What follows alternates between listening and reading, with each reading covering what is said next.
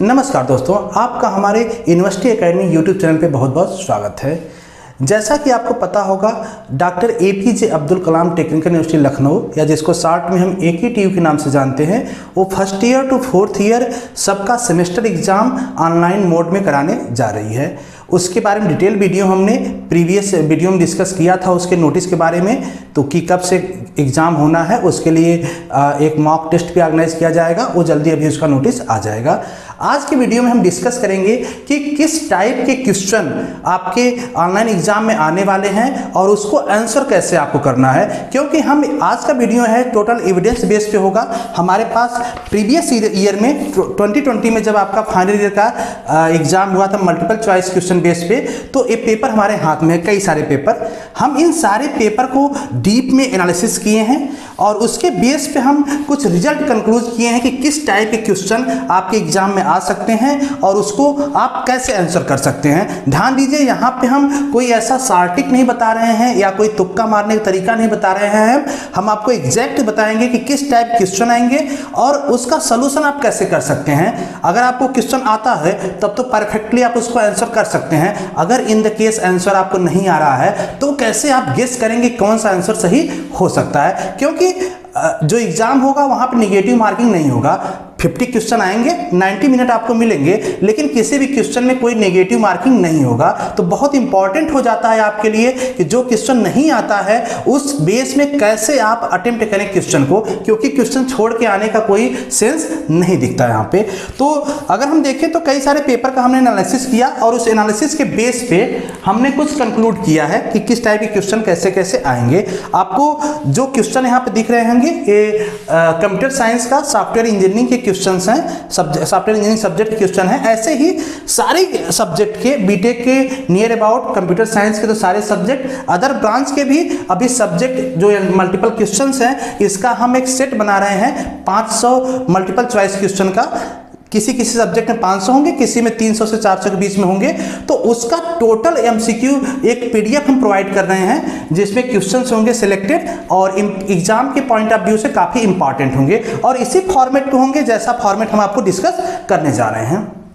तो आप अगर कोई PDF उसमें से डाउनलोड करना चाहते हैं किसी सब्जेक्ट का, तो वीडियो डिस्क्रिप्शन में आपको लिंक दिया होगा, वहां से आप उसको डाउनलोड कर सकते हैं। चलिए हम डिस्कस करते हैं। ध्यान दीजिएगा, पूरा वीडियो जरूर देखिएगा दोस्तों, क्योंकि टोटली 6 टाइप के क्वेश्चन हमने ऑब्जर्व किया है इस क्वेश्चन पेपर में जो प्रीवियस ईयर में पूछा गया था, और उसी 6 टाइप के क्वेश्चन को हम यहाँ पे डिस्कस करेंगे। तो चलिए सबसे पहला क्वेश्चन देखते हैं।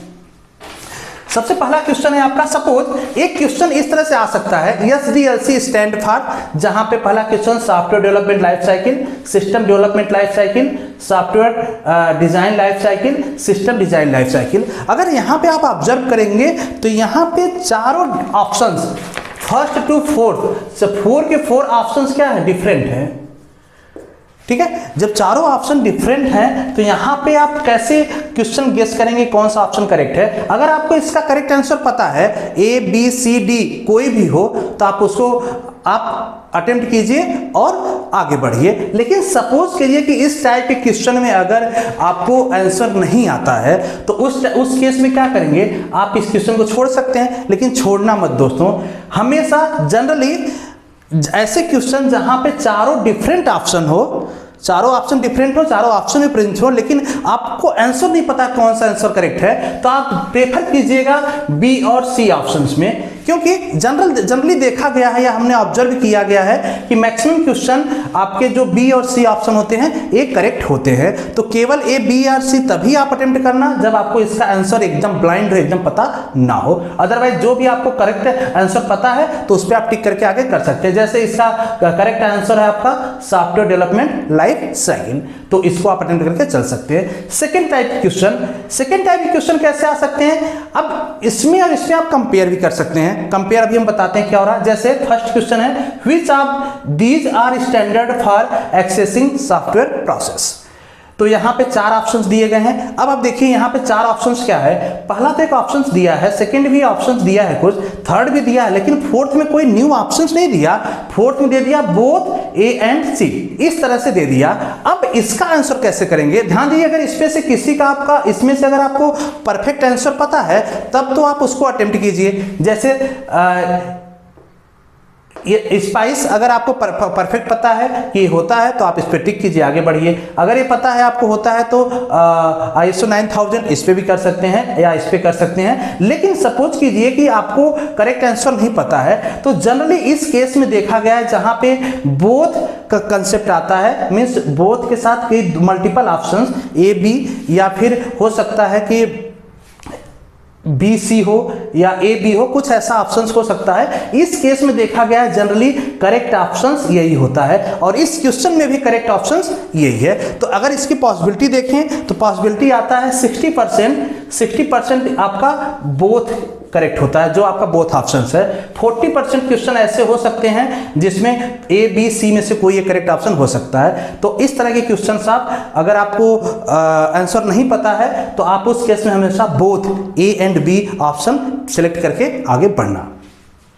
थर्ड क्वेश्चन कैसे आ सकते हैं, ट्रू फॉल्स का। अगर ट्रू फॉल्स का देखें तो यहां पे जैसे क्वेश्चन है CPU controls only input data of computer, तब यहां पे ट्रू फॉल्स कोई स्टेटमेंट दे देगा, उसका 2 ऑप्शन देगा, आइदर ट्रू होगा या फॉल्स होगा।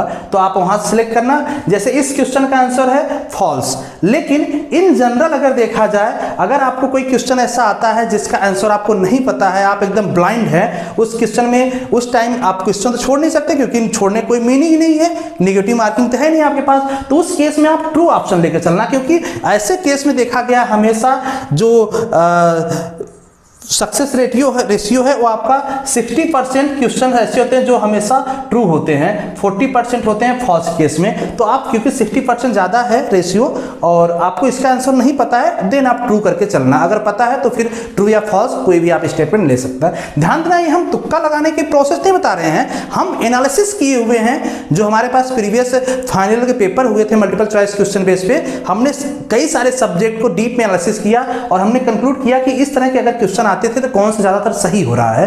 तो इस तरह से हमने ये डिसाइड किया है। इसके बाद अगर फोर्थ क्वेश्चन देखें, फोर्थ क्वेश्चन भी देखेंगे तो थोड़ा सा डिफरेंट है। अब इसका प्रोसेस देखिए, ये डिफरेंट टाइप का क्वेश्चन है, ये भी डिफरेंट टाइप का क्वेश्चन है क्योंकि यहाँ पे बोथ का कंसेप्ट आया, ये ट्रू फॉल्स टाइप का है। अब यहाँ पे अगर देखिए तो यहाँ पे इनसे भी अलग टाइप के क्वेश्चन आ रहे हैं। जैसे there is a need of software engineering, अब इसमें से कौन सा ऐसा है जो सॉफ्टवेयर इंजीनियरिंग के लिए नीड है। तो आप देखिए सबसे पहला जैसे the large software to reduce cost, software quality management. अब आपको देखिए यहाँ पे जो क्वेश्चन आते हैं, यहाँ पे एक ऑप्शन देगा जैसे ऑल ऑफ द एबव। अगर इसमें आपको एग्जैक्टली पता है आंसर कि केवल ए ऑप्शन सही होगा या केवल बी ऑप्शन सही होगा या केवल सी ऑप्शन सही होगा, अगर आपको एग्जैक्ट पता है तब तो आप इस पर टिक कीजिएगा। अदरवाइज अगर आपको इस टाइप के क्वेश्चन का आंसर नहीं पता है, आप ब्लाइंड है उसमें कि हम इससे आप इसको आप क्वेश्चन छोड़ने जा रहे हैं, उस केस में all of the above option आप टिक करना। क्योंकि जनरली देखा गया है 75% टाइम क्वेश्चन आपका all of the above correct होता है। केवल 25% ऐसे चांस होते हैं जहां ए बी या सी में से कोई ऑप्शन सही हो सकता है। तो एक ध्यान देना कि ऑल ऑफ द एबव वाला क्वेश्चन आप इसको सिलेक्ट करके आगे चल सकते हैं। नेक्स्ट क्वेश्चन किस टाइप का आ सकता है। नेक्स्ट क्वेश्चन आप देखिए, अगेन फिर एक डिफरेंट टाइप का है। यहाँ पे क्वेश्चन पढ़िए, who right the software requirement specification document. अब यहाँ पे देखिए ए ऑप्शन दिया सिस्टम डेवलपर, बी ऑप्शन दिया सिस्टम टेस्टर, सी ऑप्शन दिया सिस्टम एनालिस्ट और डी दिया नन ऑफ द एबव। अब देखिए यहाँ पे क्वेश्चन सारे डिफरेंट जा रहे हैं, हालांकि हम मल्टीपल चॉइस क्वेश्चन पे 4 ऑप्शन सभी में दिए गए हैं, लेकिन फॉर्मेट अलग है, उसके ऑप्शंस डिफरेंट टाइप के दिए गए हैं। तो यहाँ पे कंसेप्ट आ गया नन ऑफ द एबव। ध्यान दीजिए, none of the above concept अगर आता है तो जाहिर सी बात है, अगर आपको आंसर पता है एग्जैक्ट कि आंसर ए सही होगा, बी या सी कोई सही होगा या इसमें से कोई नहीं है, तो आप नन ऑफ द एबव टिक कीजिए। लेकिन आपको अगर आंसर एग्जैक्ट नहीं पता है, आप कंफ्यूज्ड हैं, तो उस टाइम ध्यान दीजिए, बहुत रेयरली केस पे एक करेक्ट होता है नन ऑफ द एबव। कोई ना कोई इसमें से ही ऑप्शन सही हो सकता है, और इसमें से जो ऑप्शन सही होता है, फिर आप वहां पे अगर इसमें से कोई ऑप्शन आपको कुछ आइडिया लग रहा हो कि क्या हो सकता है, देन तो उस पर टिक कीजिए, आइदर बी और सी ऑप्शन के साथ आगे बढ़ सकते हैं, यहां से करेक्ट होगा। जैसे इस केस में आपका सी ऑप्शन करेक्ट है। ठीक है, तो इस तरह के क्वेश्चन आपके एग्जाम में आ सकते हैं। अगर इन जनरल देखें तो केवल आपका 30% क्वेश्चन ऐसे होते हैं जहां पे नन वाला सही होता है, नन ऑफ द एबव, और 70% क्वेश्चन ऐसे आते हैं, आए थे एग्जाम में, जो प्रीवियस एग्जाम में, जिसमें ए, बी और सी इसमें से कोई ऑप्शन करेक्ट थे। ठीक है, लास्ट टाइप क्वेश्चन बहुत इंपॉर्टेंट क्वेश्चन, ध्यान देना। यहां पे इस टाइप क्वेश्चन आ सकता है मैचिंग का, चूज द करेक्ट मैच। जैसे यहाँ पे ए बी सी डी 4 यहाँ पे कीवर्ड्स लिए, और ऐसे ही इसके साथ फर्स्ट सेकंड थर्ड कुछ यहाँ पे भी कीवर्ड्स ले लिए। ठीक है, अब इसमें मैचिंग पूछ सकता है कि कौन किससे मैच कर रहा है। जैसे इनपुट किससे मैच कर रहा है, आउटपुट इसमें से किसमें मैच कर रहा है, मेमोरी कैसे मैच कर रहा है, प्रोसेसर किससे मैच कर रहा है। इस तरह का भी क्वेश्चन आ सकता है। और इस तरह क्वेश्चन जब आता है तो सबसे ट्रिकी क्वेश्चन यही होता है, क्योंकि अब देखिए यहाँ पे जनरल, जैसे यहाँ पे बहुत सिंपल हमने एग्जांपल लिया है, तो आप देख के बता सकते हैं कौन सा किससे मैच कर रहा सही हो रहा है। लेकिन अगर आप एग्जाम में देखेंगे तो वहाँ पे इस तरह क्वेश्चन बहुत कंफ्यूज करते हैं आपको, क्योंकि इन जनरल कभी ऐसा नहीं होगा कि चारों मैचिंग आपको परफेक्टली पता हो। अगर चारों पता है कि इसका मैच किससे हो रहा है, देन तो वेल एंड गुड है, आप 100% उसी ऑप्शन के साथ जाइए जो आपके मैच आ रहा है। लेकिन ऐसा हो कि आपको 100% कंफर्म नहीं हो रहा है, देन कैसे चूज करेंगे। ध्यान दीजिएगा, दिन करने के लिए इसमें से कम आपको अगर दो करेक्ट मैच कर लेते हैं, देन भी कंक्लूजन पे आप पहुंच सकते हैं।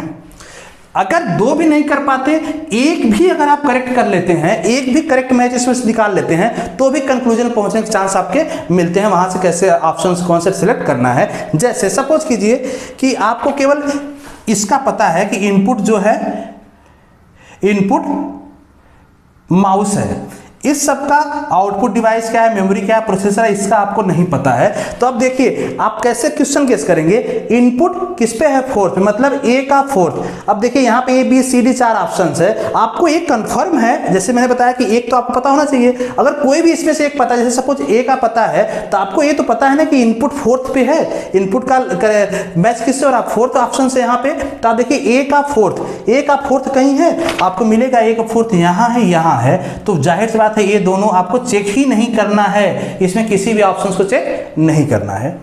सपोज कीजिए कि अब यहाँ पे कोई और आपको एग्जैक्ट पता है, जैसे सपोज कीजिए आपको पता है कि सी मेमोरी कौन सा है, रैम, इसका इससे मैच हो रहा है। अगर 2 का पता है तो आप देखिए कि अब इसी दोनों में हो सकते हैं, इसके अकॉर्डिंग पहला पता था। अब देखिए यहाँ से आपको है कि इस दोनों में सी का थर्ड से सी का सेकंड किससे मैच कर रहा है। देखिए सी का सेकंड यहाँ पे है, तो सी का सेकंड यहाँ पे केवल यही करेक्ट ऑप्शन है, आपको इसमें जाना ही नहीं है, आपका करेक्ट ऑप्शन मिल जाएगा।